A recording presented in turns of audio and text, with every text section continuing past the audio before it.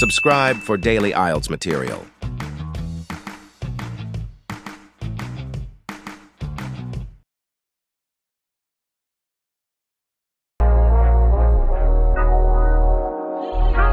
The test is in 4-part, Part 1, Part 2, Part 3, and Part 4. Now look at Part 1.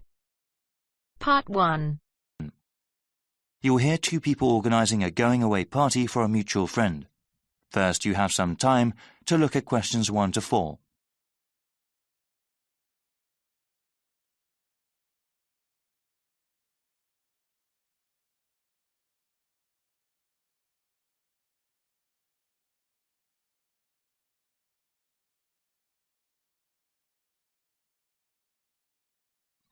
Now we shall begin. You should answer the questions as you listen, because you will not hear the recording a second time. Listen carefully and answer questions 1 to 4. Hey Bruce, looks like we got some planning to do for Albert's going-away party, right? There are certainly some things we have to talk about now. Yeah, that's better than doing everything at the last minute. OK, so I can write some notes as we talk. Sure thing. So, when should we have the party? He goes to Thailand on the 26th of August. OK, let's have it on the 24th then. Yes, let me see. That's a Friday. That'd be perfect. Now, where should we have it? At a bar or a club? You know, I think he would like something really intimate, nothing too loud. A restaurant would be good. Maybe the Apple Tree Grill? Great place, sounds good. OK, now we have to think about who to invite. Well, his best friend from college. Sure. And his cousins? Right. Oh yes, his co-workers. Yeah, OK, his co-workers and his boss. Any other people? How about his yoga classmates? He does love yoga, but that might be too many people. I suppose so. I can email and text message the invitations. When should I send them? We should send them out soon, but not too early. How about the 16th of August then? Well, why not give it a few more days? The 13th? All right, I think that's a good time too. Before you hear the rest of the conversation, you have some time to look at questions 5 to 10.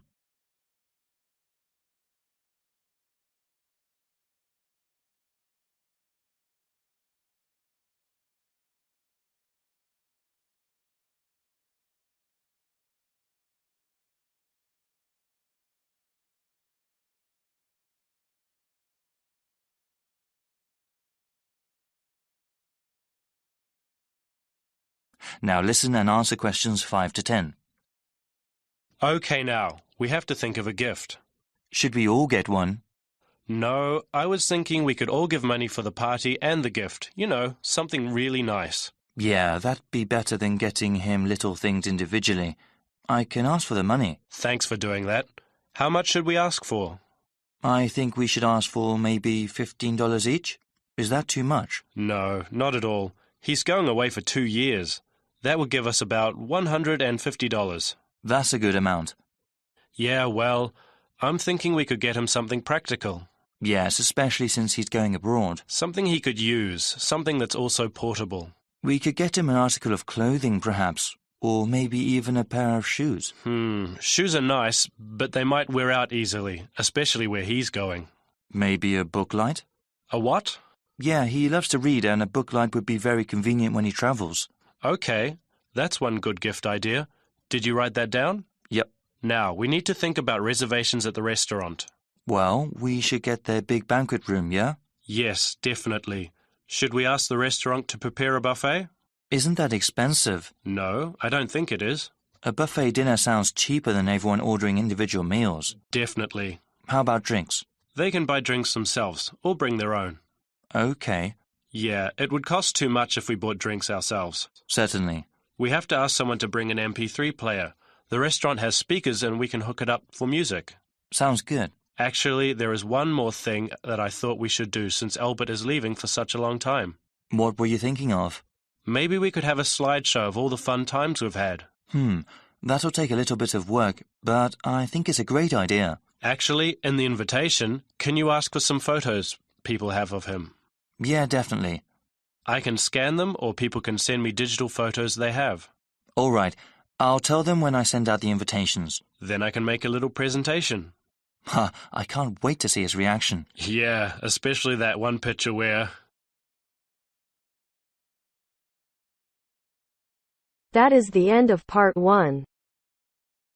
You now have half a minute to check your answers.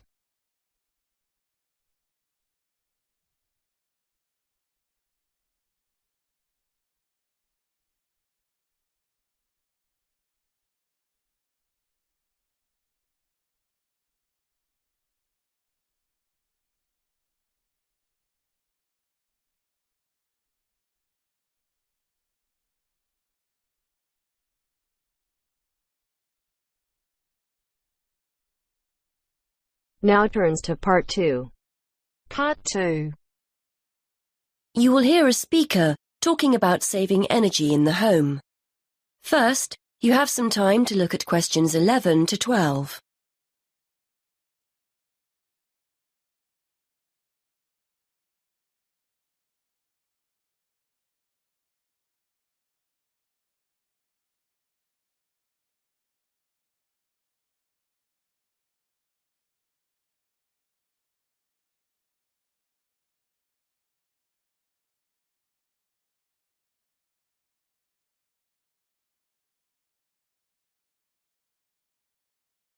Now listen and answer questions 11 to 12.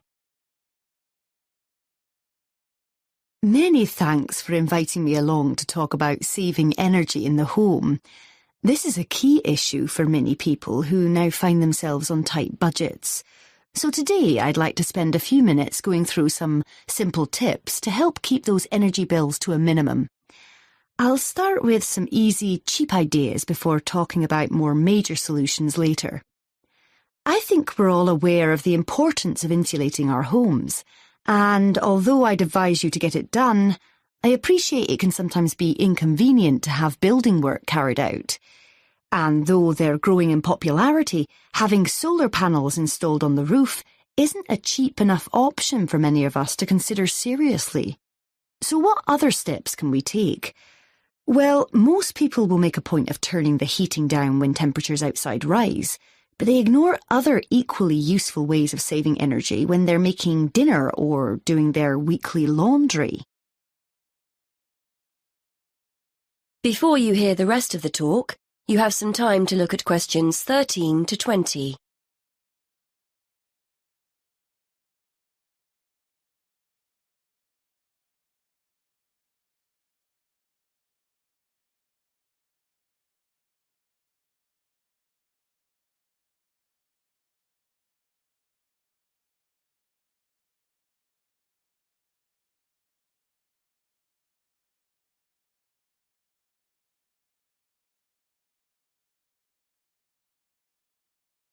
Now listen and answer questions 13 to 20. If you're living in a relatively new apartment or house, you're probably blessed with a cosy, draft-free living space. But for those of us in older properties, the chances are there are gaps all over the place where cold air is getting in. Walk around your home and place the back of your hand around window frames. Can you feel cold air coming in from outside? Get down on your knees at the doors. Is there a draft at floor level? Fix these drafts with some cheap draft excluders and savings in heating bills will begin straight away. And are you using the latest energy-saving light bulbs? I'm not recommending you go around your entire property throwing out older ones and replacing them all immediately. But next time a bulb goes, make sure you buy an energy-efficient alternative. And what about heating? If you have radiators in every room, do you need them all switched on throughout the day? If they're on timers, set them efficiently. Then there's the laptop or your TV. Do you leave them switched on overnight or on standby? Don't waste money. Turn them off. And that goes for lights as well. You'd be surprised how many people leave them on when they go out. There are also guaranteed savings to be made in the kitchen. I'm always telling my husband not to overfill the kettle when he makes a cup of tea. Why boil more water than you actually need? When you consider how many times that kettle gets used every day, you'll appreciate just how much electricity can be saved by boiling what you need and no more. And the next time you're cooking pasta or potatoes, Keep a lid on the pot. The water will boil much more quickly than if you leave it off. And if you've bought yourself a pressure cooker or steamer and it's sitting in the cupboard never being used, get it out. They're much more efficient than pots and pans. Now, the refrigerator and freezer. If the fridge is next to the cooker, it's having to work harder to stay cold. But as I'm giving cheap, easy solutions here, a kitchen redesign might be out of the question. Still, there are other energy-saving steps you can take. Keep an eye on the temperature control. We often forget to turn it down in the colder winter months when a high setting is unnecessary. Also, remember to defrost the freezer frequently and try not to overfill it, as this isn't the most efficient way of using it. The washing machine is another potential money saver. A lot of people wash at 40 degrees Celsius, but it's often okay to drop the temperature down to 30 degrees Celsius with similar results. And remember to either wash full loads or select the half-load programme. Again, a surprising number of people forget to do this. And is it really necessary to dry your clothes in a tumble dryer? If you have a garden or a yard, hang them outside. Or if you're drying them inside, get yourself a cheap clothes rail rather than hanging things over radiators, which robs you of valuable heat. Now, let's turn to some of the help our local council is offering to householders to save energy. That is the end of part 2. You now have half a minute to check your answers.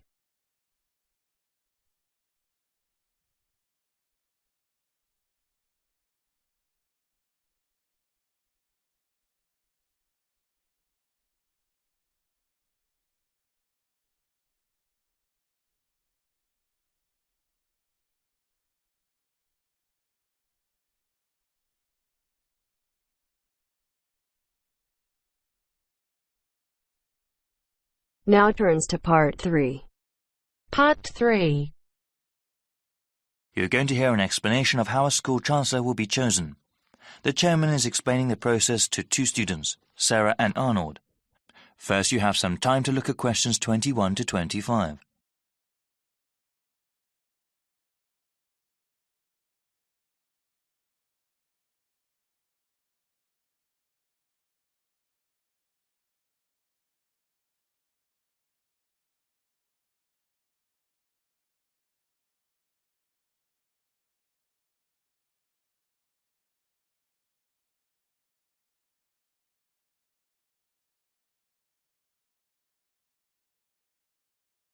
Now listen carefully and answer questions 21 to 25.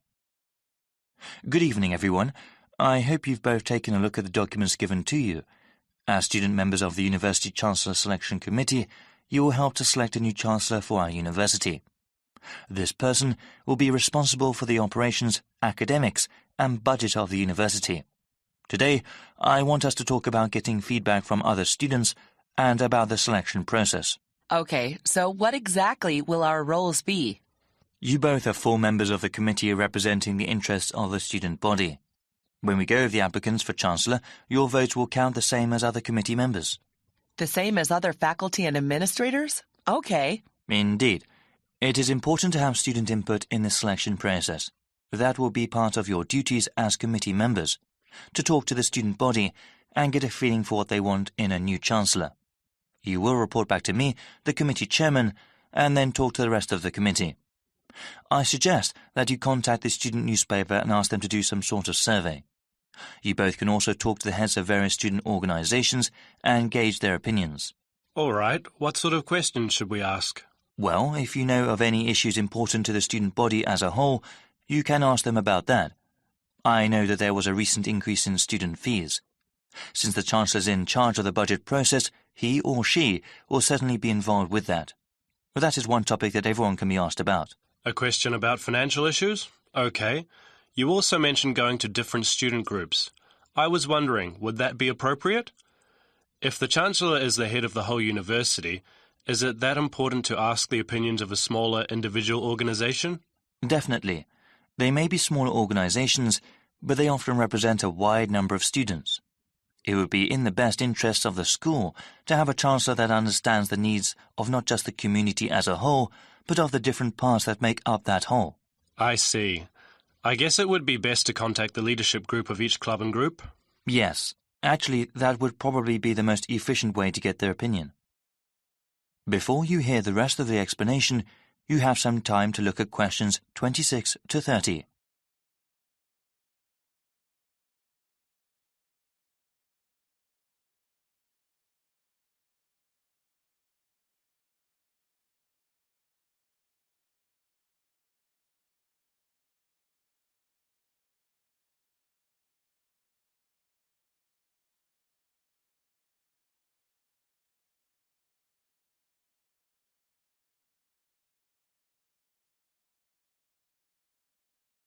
Now listen and answer questions 26 to 30. After you get a feel for what the student body thinks, I would like you to create a report for me. As chairman, I am responsible for making sure the different views of the students, faculty, and the administration are heard. So what happens after we submit our report to the rest of the committee? We'll start with the rest of the selection procedures. We have an open process, meaning anyone who wants to can apply to be Chancellor. That way, we will have the widest available pool to choose from. Of course, the first step will be to narrow down the field of applicants. Looking at their background and work experience, we will end up with 15 candidates. There will be further background checks on the remaining candidates. These checks include talking to the references a candidate has listed, as well as asking about them at any previous institution they may have worked at. This is quite a rigorous process, isn't it? It has to be. The Chancellor represents the university, so we need the best qualified person. After the background checks, we will contact candidates and ask them to come in for an interview before the committee. I remember hearing that we'll also be sitting in on those interviews. It'll be difficult to think of good questions to ask all those candidates. Well, I think the committee as a whole will do that. Okay. That sounds like the best way. Yes, it's quite a rigorous interview process. Each candidate will have to come in a second time. The final 5 candidates will then be asked to come in a third time and actually interact with some of the community members here. After the committee chooses the finalist, that one name will be sent to the Board of Trustees to be approved. They will also go over the candidate's material before having an up or down vote on him or her. Then that person becomes the Chancellor of the university? It is good to have so many people working together on this. I'm sure we'll find a great Chancellor. Yes, actually there are many interesting stories about past selection committees. That is the end of part 3. You now have half a minute to check your answers.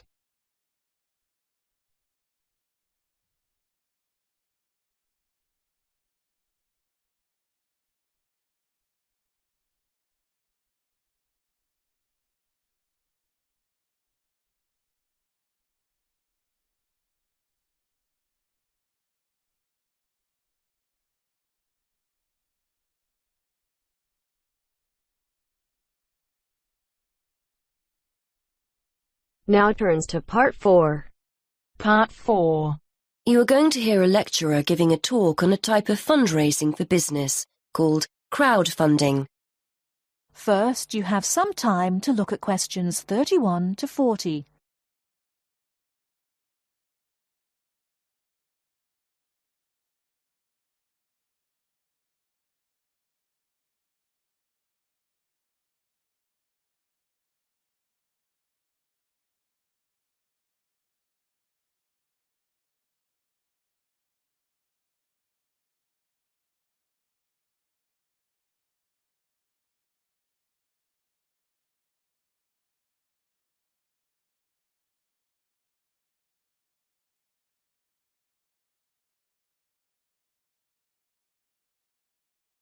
Now, listen carefully and answer questions 31 to 40.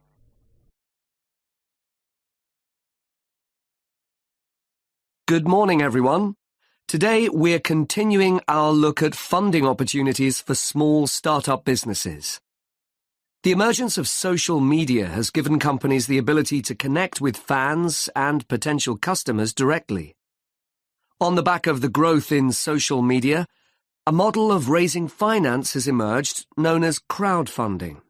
This revolutionary way of raising finance began with micro-lending in the 90s.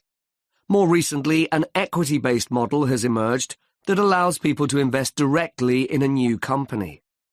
We're going to examine this in more detail later, but let's turn first to a third model, which I'll term a fan-based model.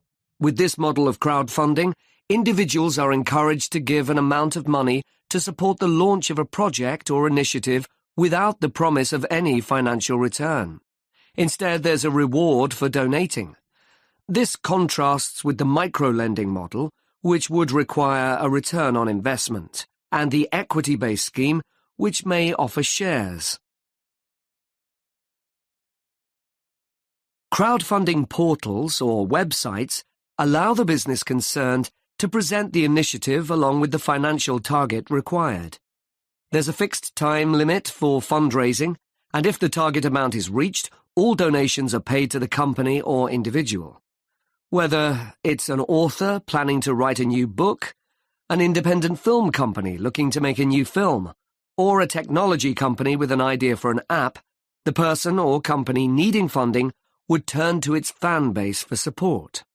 This is managed through one of the many crowdfunding online portals that have emerged. Of course, a fan or supporter of a particular initiative is likely to give money anyway. But donation-based crowdfunding will often make donating even more attractive by offering a rewards-based incentive scheme. Let's take a film company, for example, that needs funding for a new film. For a small, set donation, the donor might be offered a free ticket to the premiere or a DVD of the film. A larger set donation might be rewarded by the chance to attend a launch event when the film goes live. Those people who make bigger donations could even be offered the chance to meet the cast of the film, whilst the highest level donation could see the person's name mentioned in the film credits. For companies that already have a significant fan base, crowdfunding offers a fantastic opportunity to raise money quickly from a large number of people, each of whom donates just a small amount of money. Compare this to the time and effort that would be needed to sell your idea to investors or your bank manager, particularly in an age when raising finance can be difficult. The company may also have links with partner companies or organizations that run fundraising events. In this case, you can significantly increase participation by working with these organizations to promote your crowdfunding project. Another significant advantage is that you can reach out to your fan base for feedback on the project while it's being developed, thus making the final product more appealing. Crowdfunding enables you to raise awareness of the product at an early stage, thus increasing the potential for sales. With so many people behind you, it can also act as a great incentive to get the best possible product out on time and on budget.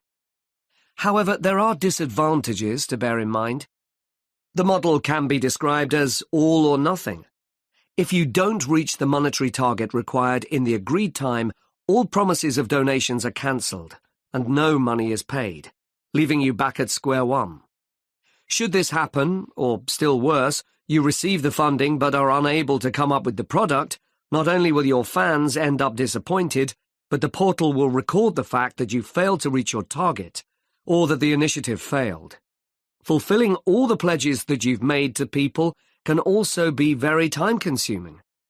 For example, remembering to send out copies of books or free cinema tickets can sometimes be forgotten in the excitement and frenzy of launching your product.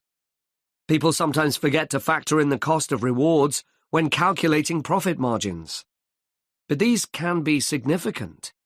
And finally, if you have a small fan base, for example, you're a new company or have a small social media footprint, raising awareness of your initiative will be challenging. These drawbacks aside, donation-based crowdfunding is a wonderful opportunity for individuals or small startups to raise funds for that exciting new project whilst reaching out and connecting to the people who are most likely to support and promote your work for you. That is the end of part 4.